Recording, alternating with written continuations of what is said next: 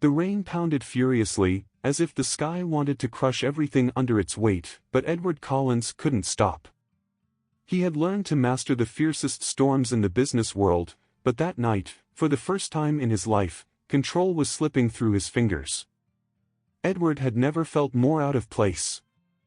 He walked quickly, his footsteps echoing on the wet pavement, a sensation that would normally disgust him, but now he had no time for that. Amid the darkness and chaos of the storm, he made out a small figure huddled under the faint light of a street lamp at the train station.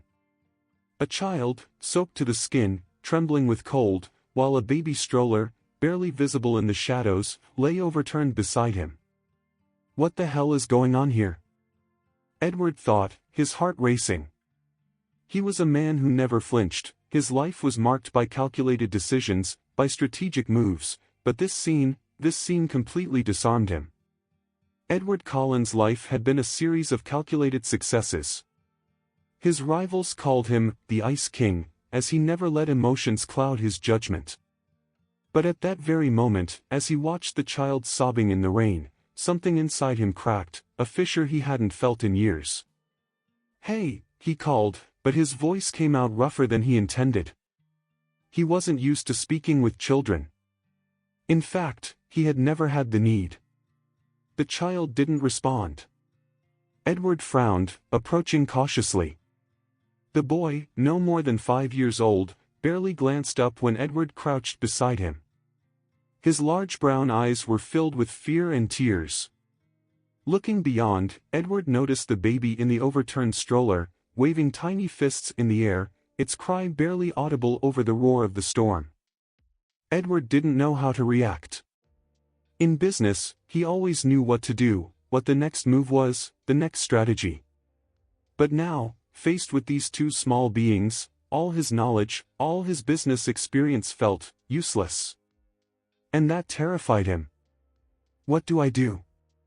He wondered as he crouched down and grabbed the stroller with a trembling hand, riding it with more clumsiness than he would have liked to admit. His normally cool and calculating mind was overwhelmed. I can't leave them here, but take them where? His phone buzzed in the pocket of his coat, probably another call from his assistant or one of the board members. But at that moment, nothing mattered less. There, in that deserted train station, the business titan found himself in a situation that neither his wealth nor his power could immediately solve. Don't cry, he murmured, trying to sound reassuring as he knelt before the boy. As he got closer, he noticed the boy was clutching a thin, soaked blanket to his small body as if it were the only thing protecting him from the world. But Edward knew better than anyone that neither a blanket nor an expensive coat could protect someone from the storms that truly mattered. "Where are your parents?" he asked, though he already knew the answer before hearing the boy's whispered words. "They left," the boy replied, his voice choked with sobs. I don't know where." Edward felt a lump forming in his throat, a sensation he couldn't remember experiencing in years. For a moment, he was transported to a distant time, a time when he, too, had been a lonely child, abandoned by those he trusted most. He shook his head, trying to push away those memories.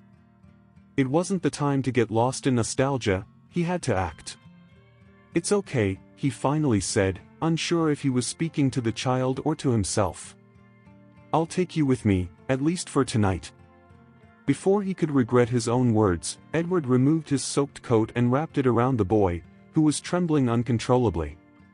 With one hand, he lifted the baby stroller, and with the other, he took the boy's small hand. The three of them began to walk through the rain, the sound of thunder accompanying them in their silent march toward the car waiting at the side of the station. When they reached his luxurious black sedan, Edward opened the back door and helped the boy inside. He carefully placed the baby in the seat next to him and, for a moment, stood motionless, staring at the scene before him. A man who had spent his entire life alone, with no obligations beyond numbers and contracts, was now taking care of two small beings he didn't know. "What am I doing?" he wondered as he climbed into the driver's seat. He started the engine, and as the car's headlights illuminated the dark road ahead, he knew there was no turning back. His life had changed forever the moment he saw those children. Edward's house was designed to impress. Every corner, every detail, from the imported marble to the artwork on the walls, spoke of success, of absolute control. But as he brought the children inside, none of that seemed to matter. He sat them down in front of the fireplace, lighting the fire to warm them. The flicker of the flames danced on the walls, but it wasn't enough to dispel the cold he felt inside. The boy, Charlie, watched the fire with wide-eyed wonder, while the baby nestled in the blanket, finally at peace. Edward sat in one of the leather chairs across the room, silently observing them. An overwhelming discomfort crept over him. He wasn't used to having company in his home, much less that of two children. But something he couldn't quite understand, kept him there, sitting, watching those little ones. What am I doing with them? He thought again, but this time, there were no easy answers. There were no business manuals to guide him in this kind of situation. As he watched the small silhouettes of the children by the fire, a sense of responsibility began to grow inside him, one that had nothing to do with contracts or board meetings. He knew that by morning, his life would be changed forever. The pounding on the door echoed through the house, growing more insistent by the moment. Edward Collins, still overwhelmed by the events of the previous night, descended the stairs with a sense of unease. In his world, everything was calculated, planned, controlled. But recent events were slipping from his grasp, and that feeling suffocated him. When he opened the door, the first thing he saw was two police officers, soaked by the rain. One of them, his face expressionless, showed him a badge while the other remained silent, watching Edward's every move. "Mr. Collins, we have a report of kidnapping, and we need you to come with us." The officer's voice was firm and emotionless, but the words hit Edward like a blow, knocking the wind out of him. For a moment, Edward didn't know what to say. Images from the previous night, of finding Charlie and the baby abandoned at the train station, flashed through his mind. He remembered the cold on the boy's face, the desperation in his eyes. Kidnapping? The mere idea that someone could accuse him of something so vile outraged him. "There must be some misunderstanding," Edward replied, trying to stay calm. "I didn't kidnap anyone. I found them abandoned last night, alone at a station. I'm just taking care of them until the authorities can take over." The officers exchanged a quick glance. "We understand, sir, but the report was filed hours ago, and we need to investigate the situation. We ask that you allow us inside to verify that the children are okay." The control Edward had always exercised over his life seemed to be slowly slipping away. He knew he couldn't refuse. The situation was out of his control. He nodded and stepped aside, allowing the police to enter his home. As the officers walked through his house, something inside him began to break. The sight of those uniforms searching his property, questioning the children as if he were a criminal, was intolerable. This was a man who had lived his entire life without depending on anyone, and now he found himself in a situation where he had no power. When one of the officers asked Edward to accompany them to the police station, his fury grew. However, just before leaving his house, something caught his attention through the window. In the distance, parked in a luxurious car, was Gregory Shaw. The face of his old rival was partially hidden in the shadows of the vehicle, but that smug smile, that smirk of satisfaction, was unmistakable. Gregory was watching, enjoying the spectacle. In an instant, Edward understood what was happening. Gregory had been behind all of this from the beginning. His enemy had not only manipulated the situation to incriminate him for kidnapping, but he was also using the children as a weapon to destroy him emotionally. Gregory wasn't content with crushing his reputation, he wanted to break him from within. This wasn't just an attack on his public life, it was a personal attack, an attempt to drag him down into disgrace. And the image of the children being dragged back into a system that would abandon them to their fate, or worse, falling into Gregory's hands, struck Edward like a sledgehammer to the chest. On the way to the station, doubts flooded Edward's mind. What had he done wrong? Should he have acted differently? Throughout his life, he had avoided any form of emotional connection. It was what kept him strong, untouchable. But now, with Charlie and the baby, all that had changed. The situation with the police, being treated like a kidnapper, didn't just anger him, it terrified him.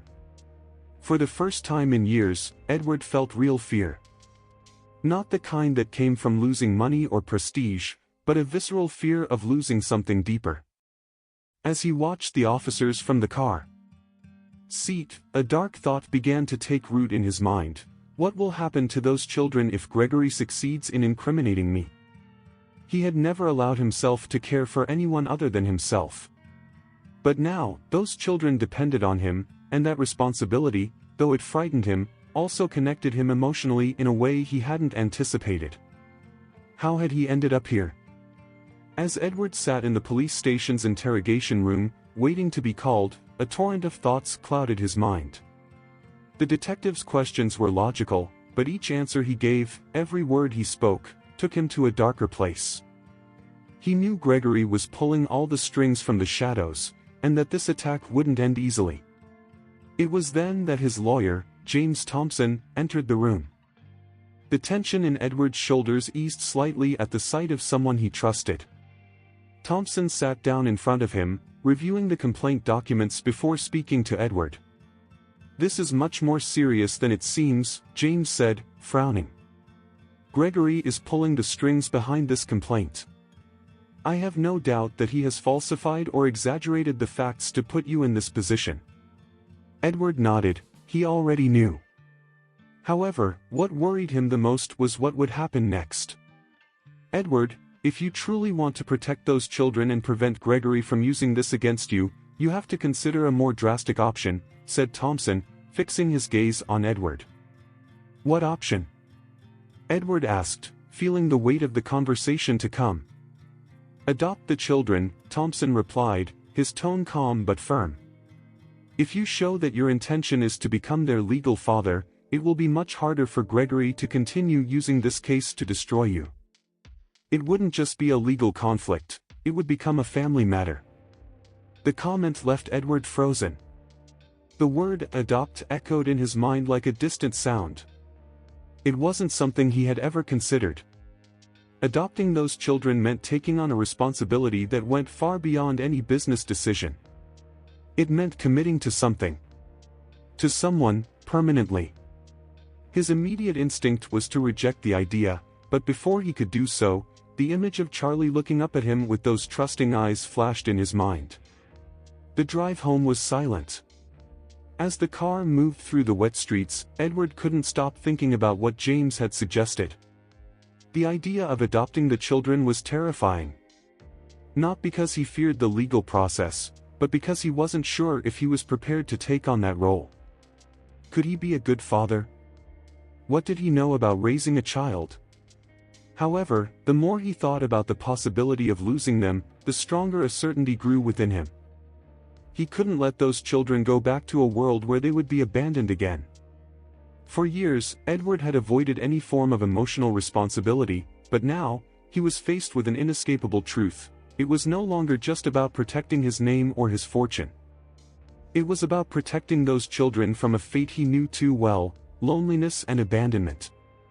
When he arrived home, the stillness of the place enveloped him. Charlie was asleep on the couch, with the baby curled up beside him.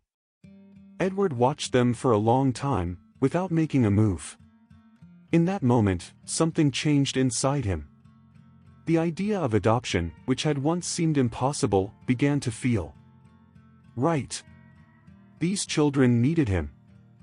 And, surprisingly, he realized he needed them too. The fear of not being enough was still present, but something stronger emerged, the desire to give them a better life. Edward had built his empire on control and power, but now, for the first time, he felt that something was more important than any contract or financial deal. Finally, he realized that adopting those children wasn't just a way to win the battle against Gregory. It was a way to save himself from a life of emptiness and meaninglessness. Edward Cullen's life seemed like a whirlwind in constant acceleration. Between lawyers, meetings with social workers, and the initial hearings for the possible adoption of Charlie and the baby, he found himself entangled in a complex power game that pushed him to his limits. But what kept him on edge wasn't the exhaustion from the long hours of legal battle, but the looming threat of Gregory Shaw, who relentlessly placed obstacles at every step. All of this while trying to maintain a facade of control and calm in front of the children, who, although they didn't fully understand what was happening, sensed that something serious was at stake. The nights had become the only time Edward could afford to breathe. He often found himself sitting in the living room, watching the children sleep, wondering how he had gotten to this point. He had never wanted to be a father. Parenthood was for others, for those not trapped in the whirlwind of business and power. However, the more time he spent with the children, the harder it was to imagine his life without them. But just when Edward began to believe that maybe, just maybe, he could win this legal and emotional battle, something happened that changed his entire focus. An unexpected twist forced him to reconsider everything he had believed about himself and his relationship with the children. The days passed quickly, each one more exhausting than the last. Meetings with his lawyer, James Thompson, and the social workers assessing whether Edward was fit for adoption were filled with questions that made him doubt his ability to be a good father. Psychological reports, home evaluations, and constant surveillance made him feel as if he was on trial continuously, not just about his public life but also about his humanity. Despite this, Charlie continued to grow more attached to Edward. The little boy followed him everywhere, and although he didn't always say much, the way he looked at Edward conveyed trust and affection. That connection, still new and fragile, was what kept Edward going. It was the reason why he couldn't give in to Gregory's provocations. However, Edward couldn't deny that something strange was happening. Although the adoption process was moving forward slowly, the obstacles Gregory placed seemed too precise, as if he had access to information that should have been confidential. Every time Edward took a step forward, something came up that forced him to step back. James tried to calm him, suggesting that the public nature of his business life made it difficult to keep certain details secret, but Edward suspected there was more behind it. One afternoon, as Edward returned home after a particularly difficult hearing, he received a call from someone he hadn't expected to hear from, Martha Grayson, the social worker assigned to the children's case. Martha's voice, usually warm and professional, sounded uneasy. "Mr. Collins, I need you to come to my office early tomorrow. There's something we need to discuss urgently." "Is something wrong with the children?" Edward asked, feeling his stomach tighten. "No, the children are fine. But it's something related to the process. Please come as soon as you can." Edward hung up the phone, trying to shake off the feeling that something serious was about to happen. What else could go wrong? It seemed the entire universe was conspiring against him. Still, he decided to stay calm until he knew what Martha had to say. The next day, Edward arrived early at Martha's office. The woman, always kind but now visibly tense, invited him to sit down. There was a pile of documents on her desk and a sealed envelope that looked like it contained something important. "Mr. Collins, I know you've been fighting hard for the children, and you've shown admirable commitment," Martha began, choosing her words carefully, "but something has come to light recently, and I think you should know about it before the adoption process continues." Edward nodded, although he felt a growing nervousness inside. Martha opened the sealed envelope and pulled out a series of documents. "A few weeks ago, we conducted a background check on the children to ensure that no loose ends were left before proceeding with the adoption. What we found was unexpected." She paused, as if unsure how to say the next part. "We've discovered that Gregory Shaw is the baby's biological uncle." Edward felt the air leave his lungs. "Gregory? The baby's uncle? No, it couldn't be true." Gregory, the man who had pursued him mercilessly, the man behind all the false accusations and manipulations, was actually related to the child. Martha watched him, giving him time to process the information before continuing. It seems that Gregory hadn't been aware of his relationship until recently, but upon discovering it, he has filed for legal guardianship of the baby. According to the documents, he has the right to claim custody as a direct relative. The blow was devastating. Everything Edward had been fighting to protect, all the effort he had put into securing the children's well-being, now seemed in jeopardy. Gregory, the same man who had sabotaged him at every turn, now had a legal foundation to claim at least the baby. The weight of the revelation left Edward in shock. His first reaction was anger.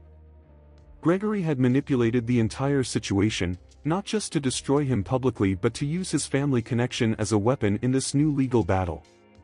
How could someone so ruthless be considered a suitable guardian for a child? But then, a new doubt crept in. What if Gregory was genuinely interested in caring for the baby? Though it was hard to believe, Edward knew he had to consider all possibilities. The situation wasn't as simple as he had thought. Martha continued, her voice gentle but firm. It's important for you to understand, Mr. Collins, that this doesn't mean you'll lose the chance to fight for the adoption of Charlie and the baby, but Gregory's guardianship request complicates things. The judge will want to hear both sides before making a decision. Edward left Martha's office with his mind tangled in thoughts. Everything he had built, the bond with Charlie and the baby, was at risk. But something even deeper began to echo in his mind. What if Gregory really did have a right to be in the baby's life? That same night, as Edward tried to digest the information, he received an unexpected visit at his home. James Thompson, his lawyer, arrived unannounced. They had had a solid professional relationship for years, and Edward trusted him. However, when James sat down across from him, something in his expression made Edward realize there was more bad news. Edward, I've been reviewing Gregory Shaw's guardianship request, and there's something I need you to know. James looked at him with a mix of guilt and concern. Gregory contacted me a few days ago and offered me a job working for him. Edward's heart stopped for a moment. What was his lawyer saying? I turned him down, James quickly said, but I have to admit that what Gregory is proposing might be more viable than we think. If Gregory truly has a legitimate claim to the baby, maybe we should consider negotiating instead of engaging in a prolonged legal battle. Edward stared at him, incredulous. Was James suggesting surrender? After everything he had been through, was he implying that Edward should give up the baby to Gregory? James, what are you saying? Edward's voice was filled with barely contained rage. Gregory is the reason we're in this situation. He's manipulated everything from the beginning. And now you're suggesting I hand the baby over to him? James raised his hands in a calming gesture. What I'm suggesting is that you consider all your options. This isn't an easy decision, but if Gregory has a biological connection to the baby, the judge might lean in favor of his guardianship, especially if he presents a strong case. I don't want you to lose everything, Edward. You need to think strategically. Edward stood up abruptly, his body filled with fury. I'm not handing those children over to Gregory. If that's what you're suggesting, then you're no longer my lawyer. James looked at him, surprised by the harshness of his words. But Edward wasn't willing to negotiate. He had come too far. These children were his responsibility, and he wouldn't let Gregory take them away. After James' abrupt departure, Edward was left alone in his enormous house, feeling the weight of everything at stake. He knew he couldn't keep treating this like just another legal battle. This situation wouldn't be resolved through business strategies or the cold logic of negotiations. It was about family, about the bonds he had already begun to forge with Charlie and the baby. The unexpected twist, the revelation that Gregory was the baby's biological uncle, had shaken him. But instead of crumbling, Edward realized that he had to fight differently. This wasn't a war for power or prestige. It was a battle for the children's well-being, for their future, and Edward was ready to do whatever it took to protect them. That night, as he watched Charlie and the baby sleep, Edward made a decision. He was going to fight for these children, not as a powerful man trying to salvage his reputation, but as a father who already loved them. And if that meant facing Gregory Shaw in an even harder emotional and legal battle, then he was prepared to do it. The children's fate depended on it. The revelation that Gregory Shaw was the baby's biological uncle had shaken Edward Collins' world to its core. For years, he had faced all kinds of business challenges and power struggles, but none as emotionally devastating as this. The possibility of losing the children not only terrified him, it made him feel powerless, a sensation he had never experienced so intensely before. As the legal situation became more complicated, Edward found himself at an emotional and moral crossroads, forcing him to confront his deepest fears and vulnerabilities. Since discovering Gregory's biological connection to the baby, Edward had doubled down on his efforts. He hired a new legal team, more specialized in family law and complex adoption cases, and began preparing his case. However, he knew that presenting a strong legal defense wasn't enough. He had to prove, not just to the court but to himself, that he was the right father for these children, something he still deeply doubted. His relationship with Charlie, on the other hand, continued to blossom.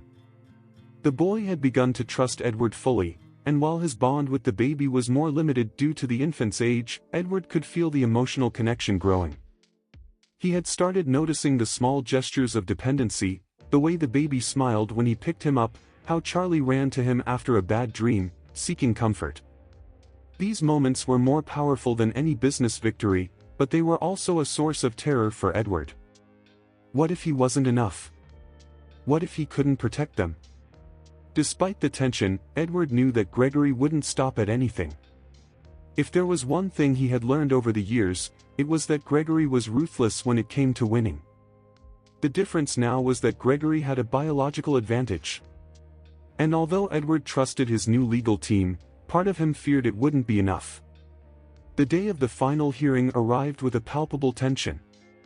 Edward had spent the previous night sleepless, mentally reviewing all possible scenarios. His legal team was ready, but what really kept him on edge was the possibility that Gregory might convince the judge that, as the baby's biological uncle, he had the right to claim guardianship. Charlie and the baby remained at home under the care of a nanny while Edward made his way to court. Upon arriving, the sight of the courthouse made him feel smaller than he had in years. It was strange. In the past, courts and legal negotiations were his playground. But this was different. This time, what was at stake wasn't millions of dollars or international contracts but something much deeper, his new family. As he entered the courtroom, he saw Gregory, who, to Edward's surprise, was accompanied by a woman. She was young, about 30, with blonde hair tied in a tight bun and an expression of seriousness that didn't match her youthful appearance. Edward frowned, trying to figure out who she was. Gregory stood up with a sardonic smile and extended his hand toward the woman. "Edward, I'd like you to meet Catherine Shaw. She's my late wife's younger sister. She's the baby's biological aunt and has decided to join me in the custody fight." The impact was immediate. Edward felt the room spin. Not only did Gregory have a biological connection to the baby, but now he had introduced a new player to the game, a woman with an even more direct family link to the child. This changed the rules of the game entirely. Catherine, who had remained silent until then, stepped forward, looking at Edward with a mixture of respect and disdain. "Mr. Collins, I know you've done a lot for these children, but as the baby's aunt, I believe it's best for him to be with his blood family. Gregory and I are prepared to give him the home he needs." Catherine's words were like a dagger. Despite her respectful tone, her statement was clear: the baby didn't belong to Edward. He belonged to them. After that introduction, the fear Edward had been trying to control exploded within him. Throughout his life, he had relied on his ability to control situations, to face problems with logic and strategy. But now, he felt lost. The biological connection Gregory and Catherine shared with the baby was something he could never replicate. In the eyes of the court, that simple truth could be decisive. As his lawyer explained the strategy for the hearing, Edward could barely focus. His mind was flooded with dark thoughts. What if the judge decided the biological connection was the most important factor? What if he lost everything? It was no longer just about the baby. If he lost custody of the infant, what would happen to Charlie? The boy had started to see him as his protector, as someone he could trust, but if Gregory won, the children would likely be separated. This was Edward's worst nightmare, that the children he already considered his own would be ripped away from his life. The judge called the parties to present their cases, and the hearing began. Edward sat with his fists clenched on the table, trying to maintain his composure. Gregory's lawyers argued that, as biological family, Gregory and Catherine were the most suitable people to raise the baby. They presented evidence of their financial stability and family ties, emphasizing the importance of the blood connection.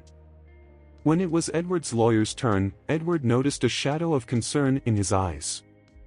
He knew the case was complicated, but the unanticipated introduction of Catherine had changed everything. Nevertheless, Edward's lawyer presented a strong case. He explained that Edward had provided a stable and loving home for the children from the moment he found them, that Charlie already saw him as a father figure, and that separating the siblings would be devastating for both of them. But when the judge spoke, Edward felt the tide turning against him. "I understand that both sides have compelling arguments," the judge said calmly, "but I cannot ignore the biological connection the Shaw family has with the baby. Gregory and Catherine have a legitimate right that we must seriously consider." The judge's words were like knives. The biological connection. Edward had always known that would be the Achilles heel of his case, but hearing it from the judge made it all the more real. As the hearing progressed, the atmosphere in the courtroom grew increasingly tense. Lawyers on both sides presented their arguments, but the air felt heavy, weighing down on Edward like a stone. The judge called for a brief recess before delivering the verdict. During those minutes, Edward stepped out into the hallway, trying to find some respite, but all he could feel was an overwhelming mix of fear and desperation. It was then, in the midst of his confusion, that Catherine approached him. For a moment, Edward braced himself for more venomous words, but what he saw in her eyes wasn't hostility, but something closer to doubt. "Mr. Collins," Catherine began quietly, "I know this situation is hard for everyone. I know what you've done for the children, and I don't want you to think this is personal revenge. But Gregory," she paused, as if searching for the right words, "he isn't the person who should be raising the baby. I've seen what he's capable of, and I know he doesn't have the child's best interests at heart." Catherine's confession was like a ray of light in the storm. Was she suggesting that Gregory wasn't fit to be the baby's guardian? For a moment, Edward wasn't sure if he could trust her words. After all, she had been on Gregory's side throughout the entire hearing. Then why support him? Edward asked, unable to hide his confusion. "Because he manipulated me. He made me believe that the best thing for the baby was to be with his biological family, but now I see that he's just using the child to destroy you. Gregory has always hated the idea of you being happy with something he could never have. He doesn't want the baby, he just wants to win." Catherine looked at him with a desperate gleam in her eyes. "But I want what's best for him. And if that means you adopting him, then I'm willing to support that decision." Edward felt immediate relief, but doubt still lingered. Could he trust Catherine? Her sudden change of heart made him suspicious, but if what she said was true, it could be the key to winning custody of the baby. And not just the baby, if Catherine testified against Gregory, it could ensure that Charlie and the baby would remain together. When they returned to the courtroom, Catherine requested to speak. Everyone present, including Gregory and the judge, appeared surprised. Catherine explained, in a voice that was firm yet trembling, how Gregory had manipulated the entire situation. She described his true intentions, his desire to use the baby to destroy Edward, and how he wasn't genuinely concerned with the child's welfare. Gregory's face darkened with every word. His arrogant smile disappeared, and for the first time throughout the process, Edward saw something resembling fear in his rival's eyes. When Catherine finished her testimony, the room fell into silence. Gregory tried to fight back, accusing Catherine of betrayal, but the damage had already been done. The judge took Catherine's testimony into account and, finally, delivered his verdict. After considering all the evidence presented, including the testimony of Ms. Shaw, I have decided that the best outcome for the children is to remain together under the custody of Edward Collins. Mr. Collins, you may proceed with the adoption. The judge's words echoed in Edward's mind like a distant refrain. He had won. After weeks of agony, doubt, and fear, he had finally secured custody of Charlie and the baby. But most importantly, he had transformed from a man who cared only about business success into someone capable of love and protection. When he returned home that night, he felt a peace he hadn't experienced in years. Charlie ran toward him, hugging him tightly, and the baby, in the nanny's arms, let out a small joyful babble at the sight of him. In that moment, Edward realized it had all been worth it. He had faced his deepest fears, battled a relentless enemy, but most of all, he had found a purpose far greater than any material achievement: his family. Edward Collins had never been a man to show his emotions. For years, he had lived behind the armor of success, power, and self-sufficiency, convincing himself that love and vulnerability were for the weak. But in recent months, his world had been turned upside down, challenging every one of his core beliefs. He had fought not only an external adversary, Gregory Shaw, but also his own fear of emotional connections.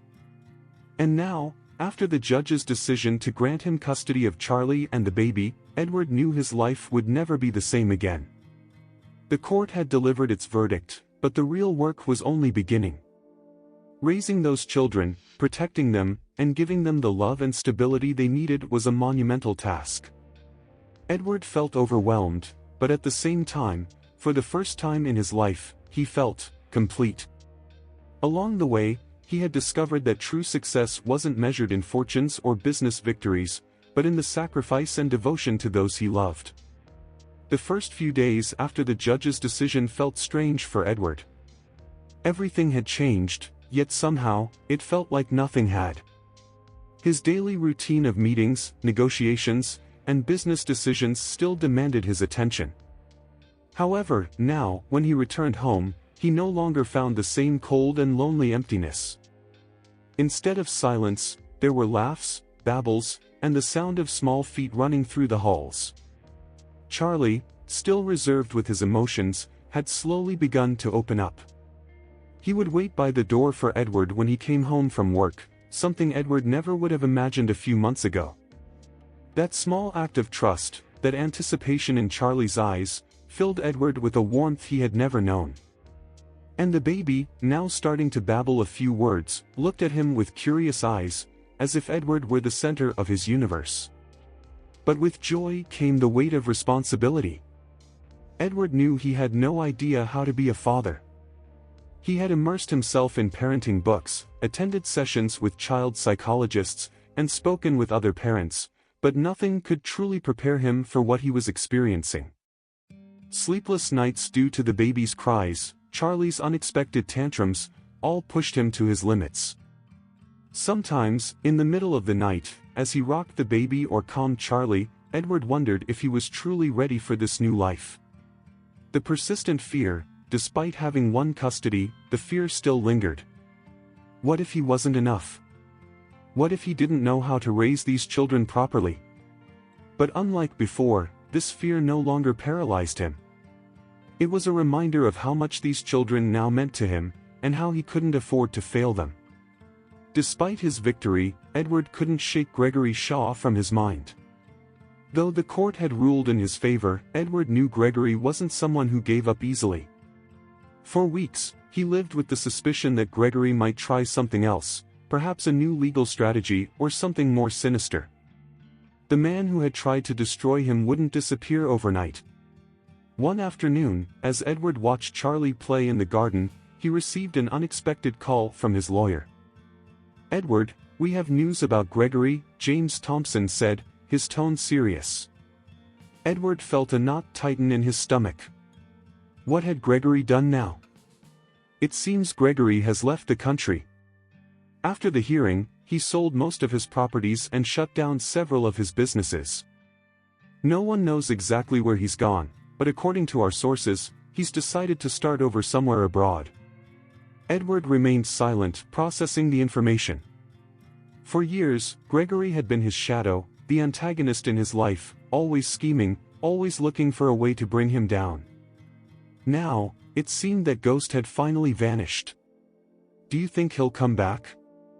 Edward asked, still incredulous at the news. It's hard to say, but it seems he's accepted that this battle is lost. I don't think he'll be a problem anymore. With that news, Edward felt something he hadn't expected: relief. Gregory was gone. He no longer had to look over his shoulder, waiting for the next attack. And with Gregory's departure, an immense weight lifted from his shoulders. He could now focus entirely on what truly mattered: his family. If you're enjoying the story on Alvides, subscribe. As the days passed, Edward began to notice something inside himself that he had never imagined. He enjoyed being a father. He had gone from fearing the responsibility to embracing it wholeheartedly. It wasn't a quick or easy process, but little by little, Edward allowed himself to enjoy the small moments: Charlie's laughter as he learned something new, the baby's babbles as he tried to say his first word, and the nights they all spent together in the living room watching children's movies. However, fatherhood also brought emotional challenges Edward had never experienced. One afternoon, Charlie burst into tears after a bad dream. Edward held him in his arms, trying to soothe him. As the child sobbed against his chest, Edward felt a flood of emotions. It wasn't just the instinct to protect, it was something deeper, a connection that went beyond any bond he had ever experienced. That small being trusted him completely, and the thought of failing him was terrifying. The acceptance of vulnerability. Throughout his life, Edward had run from emotions. He had built a fortress around himself, protecting himself from pain, betrayal, and vulnerability. But now, with Charlie and the baby, he realized that this very vulnerability was what allowed him to love. It wasn't about being an invulnerable protector, but about being present, about being someone the children could trust, even when he didn't have all the answers. Over time, Edward learned to ask for help. He hired an experienced nanny, not to delegate the children's upbringing but to learn from her. He wanted to understand how to be a better father. He also accepted the support of his close friends, who, to his surprise, encouraged and helped him realize that no one is a perfect parent, and that the most important thing was the love and dedication he put into his new family. Weeks after the hearing, Edward received an unexpected letter. It was from Catherine Shaw, the woman who had testified in his favor, defying her own brother. At first, Edward hesitated to open it. What could she want to say now, after everything that had happened? But curiosity got the better of him, and while Charlie played in the garden and the baby slept in his crib, he sat at his desk and read the letter. In it, Catherine expressed her regret for having been part of Gregory's plan. She explained that, although she had tried to follow her family's path, she had witnessed Gregory's true character in the months leading up to the hearing. She admitted that she had doubted until the last moment, but in the end, she knew that the best thing for the baby was to be with Edward and Charlie. I hope that one day you can forgive me for my role in all of this, Catherine wrote, and I also hope that the baby grows up knowing how much he was loved, not only by his biological mother but by the family that chose him. I sincerely believe that you are the best option for him. Gregory never would have been. Edward read the letter several times, feeling a mix of emotions. Catherine had made a brave decision, albeit late, and had given him the opportunity to form the family he never knew he needed. Although the emotional scars Gregory had left still hurt, Edward felt that at least part of that wound was beginning to heal. In time, Edward's life found a new balance. He no longer woke up each morning thinking about the next business deal to close or the next battle to win. His business success was still important, but it had ceased to be the center of his life. Now, That place was taken by two little beings who needed him in ways he could never have imagined. Weekends, which he used to spend in endless meetings or business trips, were now dedicated to Charlie and the baby. They went to the park, played at home, and discovered small everyday things that, for the children, were new and exciting. Edward found a simple and pure joy in these moments, something he had once considered banal or even boring, but that now filled his heart with a satisfaction no financial achievement had ever given him. He also realized that the children were transforming him. They were teaching him patience, something he had always lacked, and showing him the value of vulnerability. Edward, a man who had never allowed anyone to see his weaknesses, now found himself comforting a child after a nightmare or caring for the baby when he had a fever, and not only did he do it out of responsibility, but with a genuine love that surprised even him. As time passed, Edward began to make long-term plans for his new family. He had created a trust for the children, ensuring they would have what they needed in the future. But beyond the material, he had begun to build an emotional support network for them, surrounding them with people who could be a positive influence in their lives. Charlie, who had initially been reserved and shy, began to blossom. At school, his teachers noticed a significant change in his behavior. He was more open, more confident, and although he still had difficulty fully trusting adults, his relationship with Edward was giving him the emotional stability he needed to heal. The baby, now beginning to take his first steps, was a constant source of joy for Edward. Every small milestone he reached, his first word, his first wobbly steps, filled Edward with a happiness he couldn't describe with words. The final acceptance, Edward, who had spent his entire life avoiding emotional commitment, finally accepted that love, in all its forms, was what gave true meaning to life. It didn't matter how many deals he closed or how many contracts he signed, the real wealth was in the connections he formed with those he loved. A year after the hearing, Edward sat in his garden, watching Charlie play with the baby on the grass. The sun was setting, filling the sky with shades of orange and pink. As the children laughed and played, Edward felt a deep sense of peace. He had come a long way from the man who once believed that success was measured in material achievements. Now, he knew that true success was more intangible, it was in love, in dedication, in being the person others could rely on. Looking at the children, Edward realized how much he had changed. Before, his life had been defined by solitude and control. But now, his life was filled with love, laughter, and moments of pure joy that he had never imagined. He had gained something far more valuable than any business victory, he had gained a family. And in the process, he had found himself. Thank you for joining us on this incredible emotional journey. If this story moved you, subscribe so you won't miss our next adventures full of emotions and surprises. We'd love to hear what you think, so leave us a comment and share how this transformation of Edward touched you. And don't go yet, because the next story waiting for you on screen will make you feel just as much as this one. Click and keep enjoying.